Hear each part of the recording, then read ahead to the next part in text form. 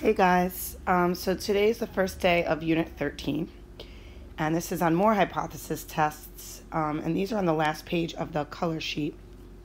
They're called chi-square tests. There's 3 different ones. Today we're going to do the goodness of fit. So chi is a Greek letter. It looks like a lowercase x with kind of in script. It's pronounced chi, but yeah, it looks like an x. So chi-square tests, they test whether distributions of numbers conform to an expected distribution. So on the color sheet, it's in green. Now, I wrote all this out in advance, so you're not going to have time during the video to take all the notes, but I'm also posting this whole sheet that you can then copy into your notebook after. But right now, I'm just explaining it all, and then after you listen to the video, you can then copy it all into your notebook. It'll be attached as a document to the lesson so that you can just print it out or copy it off the screen or whatever. But as I'm going, you're not going to have time to copy because I already wrote it out in advance. Anyway, so the first thing, thus far we've only been able to compare the difference of 2 proportions in a 2 sample z-test for difference in population proportions, and we did the pooling of p hat. But chi-square allows for comparison of entire distributions, so you can do it with many proportions. It doesn't just have to be 2.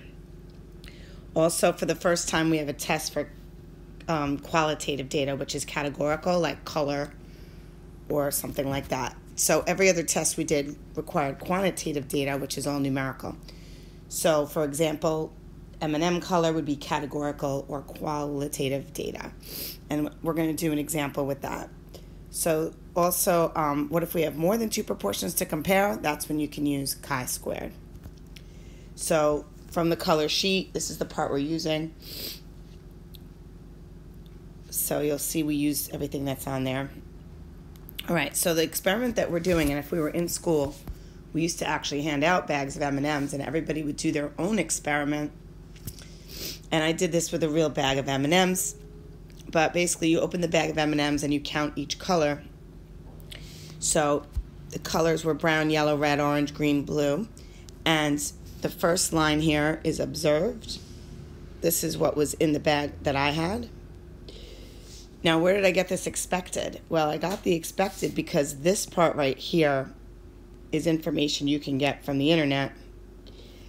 The company claims that 13% are brown. So what I did is, out of the 61, I did 13%. And that means that 7.93, obviously, there's not going to be 7.93 M&Ms, but on average, 7.93 of them should have been brown. They claim that 14% are yellow, so out of my 61 in the bag, 8.54 should have been yellow. They claim that 13% are red, so that's where I'm getting this expected. All of this is coming from the percentages that the company gives. So you can see that the amount that was in my bag wasn't that different from expected, although my greens were much higher than expected. Everything else was really pretty close. So when you do a chi-square test, you need a line for observed, and then a line for expected, which has to be given to you somehow. And then this formula here for L3, observed minus expected squared over expected, is here. It is also on the sheet that you get for the AP. They give you that formula.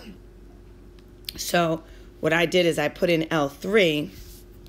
I actually put in L3, L1 minus L2 squared divided by L2, and then I stored it in L3. That's where I got these numbers. Of course, you could also calculate them by hand with the formula, but it's going to be a lot quicker to have the calculator do it for you. And then this last number at the end is actually the test statistic. So if you look up here, it tells you that that is the test statistic. And the degrees of freedom are number of categories minus 1. Now this that I wrote here, second stat, math sum of L3, that will also give you the test stat. Because if you hit second stat, and you arrow over to math, number 5 on that menu says sum, and then you can tell it to do the sum of L3. You could also get the sum of L3 by doing one variable statistics on it and look for the sigma. That would give you that sum as well. All right. So then, of course, we write out our hypothesis test. The parameter of interest is all the different proportions. We want to know the true proportion in each category. So I call them proportion brown, proportion yellow, proportion red, orange, green, and BL is blue.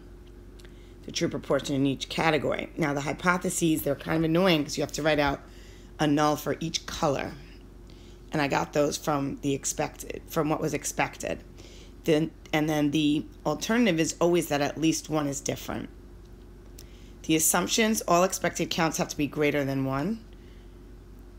And all are also greater than 5. So if you look at right here, all expected counts are at least 1, while no more than 20% are less than 5. Those are the conditions, and it passed both. The name is called chi-square test for goodness of fit. The test stat I got from the bottom of the chart. Chi-square, this is how it's calculated, the degrees of freedom, but you actually get it from second vars 8, and it says chi-squared CDF. And then I did that and got the p-value of 0.7408. You can also get that from stat test D. So if you hit stat test and you have to scroll far, but it'll say chi-squared GOF test. That means goodness of fit. And you can get the values from there as well. And this is just a drawing of how a chi-squared distribution is always right skewed. And our decision is that since alpha, if we make it 0.05, the p is higher. Fail to reject. There is no significant evidence to suggest that the distribution of M&M colors differs from what is expected. And even when we did this with many different samples of the whole class having their own M&Ms, we basically all were getting the same decision. So what they say is going to be in the bag is approximately correct. Okay, then the other thing I did here is draw a segmented bar graph. These are a pain, and you're not going to have to draw one on the AP because I just don't think they would make you do that. But you should understand what they are. So I made one for expected and one for observed, and I actually used the colors. So this was showing the proportion of brown that was expected and what was observed. And then yellow, red, orange, green, and blue. And of course, the left side is the percentage. And as you can see, the observed and the expected were really close. The biggest difference was the green for my bag. And it was much bigger in the observed. But they were really close, and that's why we ended up failing to reject.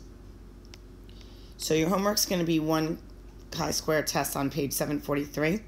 They tell you that it's supposed to be uniformly distributed. So each category should be, divided evenly. So in that example, they should each be 20%. So I know I went through that fast and you didn't have time to copy it. It's going to be attached. So please copy all of that into your notebook. Make sure you understand it.